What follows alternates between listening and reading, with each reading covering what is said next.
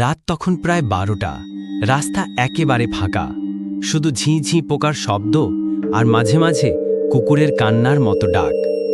রাহুল বাইকে করে ফিরছিল তার বন্ধুর বাড়ি থেকে। হঠাৎ বাইকটা থেমে গেল একটা পুরনো কবরস্থানের পাশ দিয়ে যাওয়ার সময়। গাড়ি ঠিক করতে নামল সে। গায়ের লোম দাঁড় করিয়ে দেওয়া এক ঠান্ডা হাওয়া বইল। কবরস্থানের গেটের সামনে একটা সাদা শাড়ি পরা নারী দাঁড়িয়ে, মুখটা ঢাকা, চুলগুলো গলায় ঝুলছে। সে ভয়ে পেছনে তাকাতে গিয়েই স্মরণ করল তার দাদার বলা কথা, যদি কেউ ডাক দেয় বা দেখা যায় কখনোই পিছন ফিরে তাকাবি না। রাহুল খুব ধীরে ধীরে ঘাড় ঘুরিয়ে তাকালো পেছনে। নারীটি তার সামনে এসে দাঁড়িয়েছে। দাঁত নেই, চোখ নেই, শুধু এক গর্তের মতো ফাঁকা চাহনি। এক ঝাপটায় সে রাহুলকে জড়িয়ে ধরল।